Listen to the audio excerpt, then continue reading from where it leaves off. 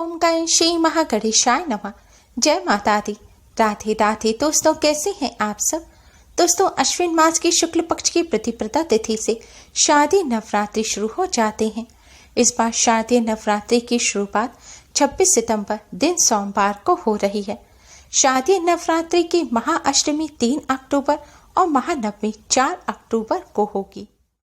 देवी भागवत पुराण के अनुसार नवरात्रि में 9 दिनों तक माता रानी के 9 अलग अलग स्वरूपों का पूजन किया जाता है।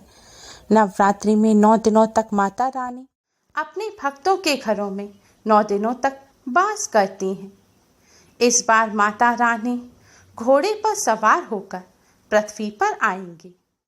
दोस्तों, आज की इस वीडियो में हम आपको बताएंगे कि नवरात्रि व्रत में रोजाना कैसे पूजा करें, व्रत के नियम क्या हैं, व्रत में क्या खाएं, क्या ना खाएं, क्या करें, क्या ना करें। नवरात्रि के पहले दिन कलश स्थापना कैसे करें, कलश स्थापना का शुभ मुहूर्त क्या है और नवरात्रि के आखिरी दिन कन्या पूजन कैसे करें और नव दुर्गा माँ के स्वरूप, नव दुर्गा माँ के मंत्र और 9 भोग। नवरात्रि में माँ दुर्गा के 9 अलग रूपों की पूजा की जाती है। प्रत्येक रूप के हिसाब से अलग मंत्रों से माँ का पूजन किया जाता है और 9 दिनों तक माता को प्रत्येक दिन के अनुसार भोग या प्रसाद अर्पित किया जाता है। इससे देवी माँ अपने भक्तों की सभी परेशानियों का नाश कर देती है। नवरात्रि के पहले दिन माँ शैलपुत्री की पूजा की जाती है।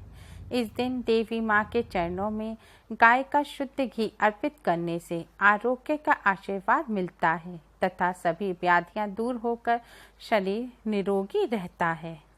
माँ शैलपुत्री की आराधना करने से कई सिद्धियाँ प्राप्त होती हैं। प्रतिपदा के दिन माँ शैलपुत्री के इस मंत्र का यथाशक्ति जाप करना चाहिए। मंत्र है ओम ऐं ह्रीं क्लीं शैलपुत्रे नमः। नवरात्रि के दूसरे दिन माँ ब्रह्मचारिणी की पूजा की जाती है। इनकी साधना से सदाचार, संयम तथा सर्वत्र विजय की प्राप्ति होती है। नवरात्रि के दूसरे दिन माँ ब्रह्मचारिणी को शक्कर का भोग लगाने से भी प्रसन्न होती हैं। इस भोग को देवी के चरणों में अर्पित करने के बाद परिवार के सदस्यों में बांटने से सभी की आयु में वृद्धि होती है। नवरात्रि के दूसरे दिन माँ ब्रह्मचारिणी के इस मंत्र का यथाशक्ति जाप करें। मंत्र है ओम ऐं ह्रीं क्लीं ब्रह्मचारिण्यै नमः। नवरात्रि के तीसरे दिन माँ चंद्रघंटा की पूजा की जाती है। इनकी पूजा करने से समस्त कष्टों से मुक्ति मिलती है। माँ चंद्रघंटा को दूध या दूध से बनी मिठाई, खीर का भोग लगाकर ब्राह्मणों को दान देना शुभ होता है। इससे दुखों से मुक्ति मिलती है और परम आनंद की प्राप्ति होती है। नवरात्रि के तीसरे दिन माँ चंद्रघंटा के इस मंत्र का यथाशक्ति जाप करें। मंत्र है ओम ऐं ह्रीं क्लीं चंद्रघंटाय नमः।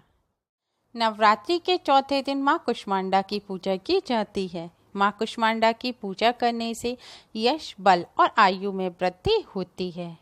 माँ कुष्मांडा को मालपुए का भोग लगाने से वे प्रसन्न होती हैं। इस भोग को मंदिर के ब्राह्मण को दान करना चाहिए। ऐसा करने से बुद्धि का विकास होने के साथ साथ निर्णय शक्ति भी बढ़ती है। नवरात्रि के चौथे दिन माँ कुष्मांडा के इस मंत्र का यथाशक्ति जाप करें। मंत्र है ओम ऐं ह्रीं क्लीं कुष्मांडाय नमः। नवरात्रि के 5वें दिन माँ स्कंद माता की पूजा की जाती है। माँ स्कंद माता सुख, शांति और मोक्ष देने वाली हैं। माँ स्कंद माता को केले का भोग लगाना चाहिए। ऐसा करने से आपको उत्तम स्वास्थ्य और निरोगी काया प्राप्त होगी। माँ स्कंद माता के इस मंत्र का यथाशक्ति जाप करें। मंत्र है ओम ऐं ह्रीं क्लीं स्कंद माताय नमः। नवरात्रि के छठे दिन माँ कात्यायनी की पूजा की जाती है। माँ कात्यायनी अपने भक्तों को रोग, शोक और संताप से मुक्ति दिलाती हैं तथा अर्थ, धर्म, काम, मोक्ष को देती हैं। माँ कात्यायनी को शहद का भोग लगाना चाहिए। इससे आकर्षण में वृद्धि होती है। माँ कात्यायनी के इस मंत्र का यथाशक्ति जाप करें। मंत्र है ओम ऐं ह्रीं क्लीं कात्यायनी नमः। नवरात्रि के 7वें दिन माँ कालरात्रि की पूजा की जाती है। माँ कालरात्रि अपने भक्तों को भूत प्रेत और सभी संकटों से मुक्ति दिलाते हैं। माँ कालरात्रि को गुड़ का भोग लगाना चाहिए और गुड़ को ब्राह्मण को भी दान करना चाहिए। इससे शोक से मुक्ति मिलती है एवं आकस्मिक आने वाले संकटों से भी रक्षा होती है। नवरात्रि के 7वें दिन माँ कालरात्रि के इस मंत्र का यथाशक्ति जाप करें। मंत्र है ओम ऐं ह्रीं क्लीं कालरात्रे नमः। नवरात्रि के 8वें दिन महागौरी माँ की पूजा की जाती है। महागौरी माँ समस्त कष्टों को दूर कर असंभव कार्य को भी सिद्ध करती हैं। महागौरी माँ को नारियल का भोग लगाएं और नारियल का दान करें। इससे संतान संबंधी सभी परेशानियों से छुटकारा मिलता है और देवी माँ की कृपा प्राप्त होती है। नवरात्रि के 8वें दिन इस मंत्र का यथाशक्ति जाप करें। मंत्र है ओम ऐं ह्रीं क्लीं महागौर्ये नमः। नवरात्रि के 9वें दिन माँ सिद्धिदात्री की पूजा की जाती है। माँ सिद्धिदात्री की पूजा करने से सभी प्रकार की सिद्धियाँ प्राप्त होती हैं और माँ सिद्धिदात्री कठिन कार्य को भी आसान बना देती हैं। माँ सिद्धिदात्री को सफ़ेद तिल का भोग लगाकर ब्राह्मण को दान देना चाहिए। इससे मृत्यु भय से राहत मिलती है, साथ ही अनहोनी होने की घटनाओं से भी बचाव होता है। माँ सिद्धिदात्री के इस मंत्र का यथाशक्ति जाप करें। मंत्र है ओम ऐं ह्रीं क्लीं सिद्धिदात्रे नमः। नवरात्रि के पहले दिन ही कलश की यानी कि घट की स्थापना की जाती है। देवी भागवत पुराण के अनुसार कलश भगवान गणेश का स्वरूप है, जिसमें सभी तीर्थ, समुद्र, पवित्र नदियाँ, वरुण सहित अनेक देवताओं का वास होता है। कलश स्थापित होने के बाद वह भगवान गणेश का स्वरूप बन जाता है, जो विघ्नों को दूर करता है।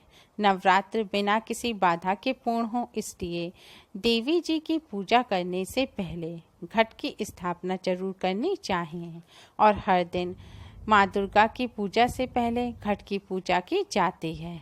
नवरात्र में कलश में नव दुर्गा माँ का वास माना जाता है। इस बार घट स्थापना का शुभ मुहूर्त है 26 सितंबर की सुबह 6:11 से सुबह 7:51 तक। दूसरा शुभ मुहूर्त सुबह 11:48 से दोपहर 12:36 तक का है। कलश की स्थापना शुभ मुहूर्त में ही करें। दूसरा शुभ मुहूर्त एक अभिजीत मुहूर्त होगा। कलश स्थापना करने के लिए स्नान करके स्वच्छ लाल या गुलाबी रंग के वस्त्र पहने। फिर अपने घर के मंदिर के पास ईशान कोण में एक लकड़ी की चौकी रखें। उसके ऊपर लाल रंग का कपड़ा बिछाएं। कपड़े के ऊपर हल्दी में रंगे हुए साबुत थोड़े से कच्चे चावल रखें। उसके ऊपर एक मिट्टी का पात्र रखें। मिट्टी के पात्र में आप मिट्टी डालकर जौ डालें।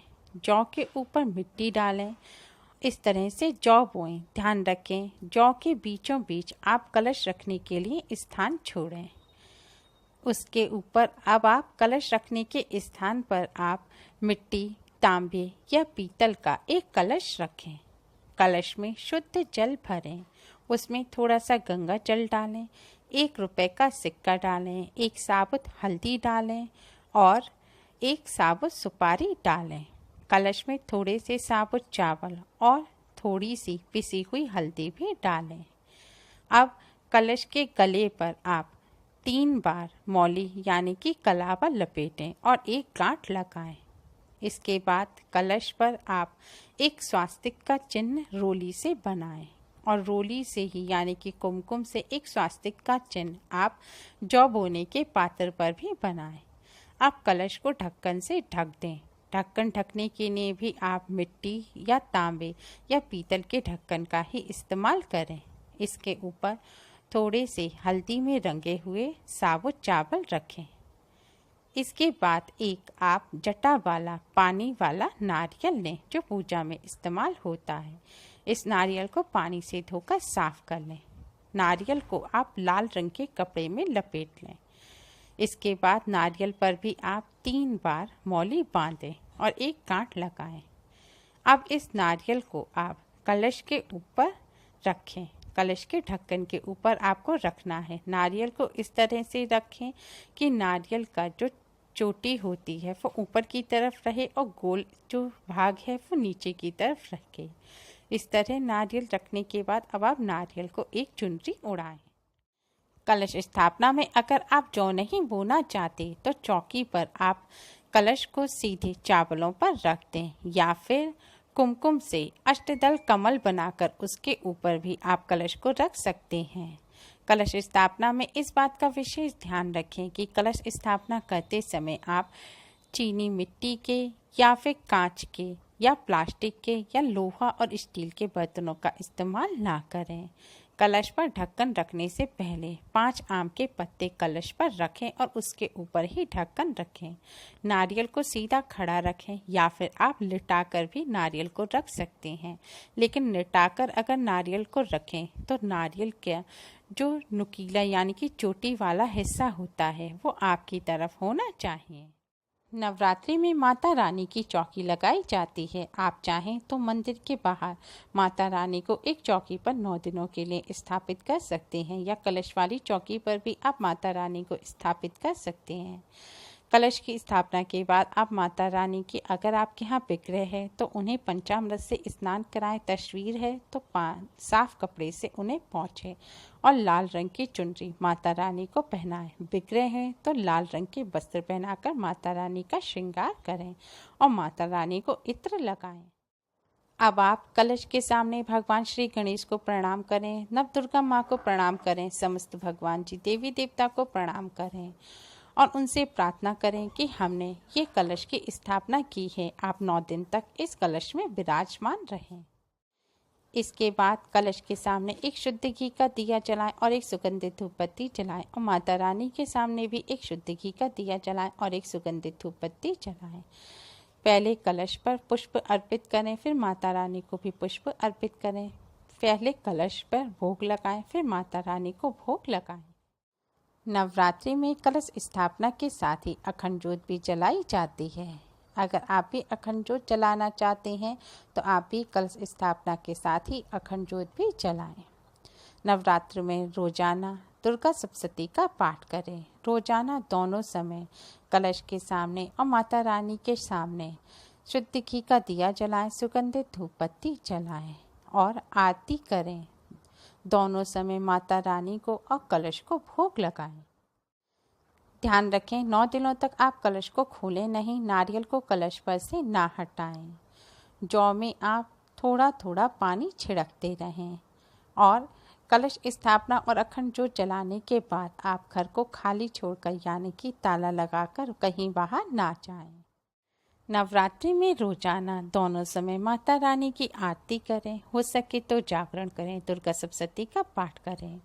रोजाना सुबह स्नान करने के बाद गाय के उपले को सुलगाकर अग्यारी करें। अग्यारी करने के लिए गाय के उपले को गैस पर रखकर सुलगा लें और इसके बाद उसे हवन कुंड में रखकर उस पर थोड़ा सा घी डालें, थोड़ा कपूर रखकर उसमें ज्योति जलाएं, हवन सामग्री डालें। इसके बाद साबुत लौंग, जो फूल वाली लौंग होती हैं पूजा में इस्तेमाल होती हैं, उन साबुत लौंग के जोड़े चढ़ाएं। जिन्होंने पूरे 9 दिन के व्रत रखे हैं वह रोजाना सुबह 9 जोड़े चढ़ाएं। जिन्होंने 2 व्रत रखे हैं या व्रत नहीं रख पाए, माता रानी के भक्त हैं, वह भी रोज सुबह 2 लौंग के जोड़े जरूर चढ़ाएं। इस तरह रोजाना नवरात्रि में नवदुर्गा माँ की पूजा करें। अब हम आपको बताते हैं नवरात्रि के दौरान क्या करें क्या ना करें, क्या खाएं क्या ना खाएं। नवरात्रि के दौरान दाढ़ी मूछ और बाल नहीं कटवाने चाहिए, नाखून नहीं काटने चाहिए, नॉनवेज व लहसुन प्याज का सेवन नहीं करना चाहिए, शराब का सेवन नहीं करना चाहिए, तम्बाकू सिगरेट का भी सेवन नहीं करना चाहिए, ब्रह्मचर्य का पालन करना चाहिए। महिलाओं को मासिक धर्म के दौरान पूजन नहीं करना चाहिए। नवरात्र में कलश की स्थापना करने वालों को और अखंड ज्योत जलाने वालों को 9 दिनों तक घर को खाली नहीं छोड़ना चाहिए। विष्णु पुराण के अनुसार नवरात्रि व्रत के समय दिन में सोना नहीं चाहिए। नवरात्र में हो सके तो ब्रह्म मुहूर्त में स्नान करके देवी माँ का पूजन करना चाहिए। सूर्योदय के पूर्व पूजन से देवी माँ प्रसन्न होती हैं। 9 देवियों को दिन के अनुरूप ही भोग लगाना चाहिए। व्रत करने वालों को अनाज और सरसों के तेल का सेवन नहीं करना चाहिए। व्रत करने वाले कूटू का आटा, संबा के चावल, सिंगाड़ी का आटा, साबूदाना, सेंधा नमक, फल, आलू, मेवे, मिष्ठान वगैरह खा सकते हैं। ध्यान रखें ऐसे ही मिष्ठान खाएं जिनमें अन्न ना डला हो। लाल मिर्च खा सकते हैं, लेकिन ऐसी लाल मिर्च ना खाएं जिन्हें पीसते समय सरसों के तेल डाला गया हो। नवरात्रि व्रत में फलाहार करने के नियम अपने स्वास्थ्य के अनुसार होते हैं। कई लोग नवरात्रि व्रत में कई बार फलाहार करते हैं। कई लोग केवल एक समय नमक खाकर फलाहार करते हैं, तो कई लोग सिर्फ लौंग के जोड़े पर यानी कि बिना कुछ खाए पिए पूरे 9 दिन तक नवरात्रि के व्रत रखते हैं। नवरात्रि के व्रत में दूध का सेवन ना करें। खटाई, नींबू का सेवन भी ना करें। सिर में सरसों का तेल न लगाएं। व्रत रखने वाले बांस की बुनी हुई चारपाई पर ना सोएं। नवरात्रि में किसी का अपमान ना करें, क्रोध ना करें, लड़ाई झगड़े ना करें, किसी की निंदा ना करें। घर आई कन्या को खाली हाथ ना लौटाएं। घर पर आए किसी भी जरूरतमंद को भी खाली हाथ ना लौटाएं। नवरात्र में पारिवारिक मान्यताओं के अनुसार सप्तमी, अष्टमी और नवमी तिथि को कन्याओं का पूजन किया जाता है। कन्या पूजन करने के लिए कम से कम 9 कन्याओं और 1 बालक को बुलाया जाता है। उन्हें घर बुलाकर थाल में पहले उनके पैर रखकर उनके पैर धोए जाते हैं। उसके बाद उचित आसन पर बैठाकर उन्हें भोजन कराया जाता है। माता रानी को जो हलवा और चने का भोग लगाया जाता है वह भोजन में जरूर परोसा जाता है। भोजन कराने के बाद कन्याओं के माथे पर कुमकुम और चावल से तिलक किया जाता है। इसके बाद कन्याओं के पैर छूकर आशीर्वाद लेना चाहिए और फिर कन्याओं को उपहार देना चाहिए। नवरात्रि में इस विधि से माता रानी की पूजा करने से और व्रत करने से माता रानी की कृपा से सभी कष्टों से छुटकारा मिल जाता है। उम्मीद है आपको हमारी ये वीडियो पसंद आई होगी। प्लीज़ लाइक करें। हमारी इस वीडियो को अपने फ्रेंड्स और रिश्तेदारों में ज़्यादा से ज़्यादा शेयर करें, जिससे वह भी इसका लाभ उठा सकें। हमारी और भी वीडियोस के लिए हमारे चैनल को सब्सक्राइब करना ना भूलें। Thanks for watching. Radhe Radhe.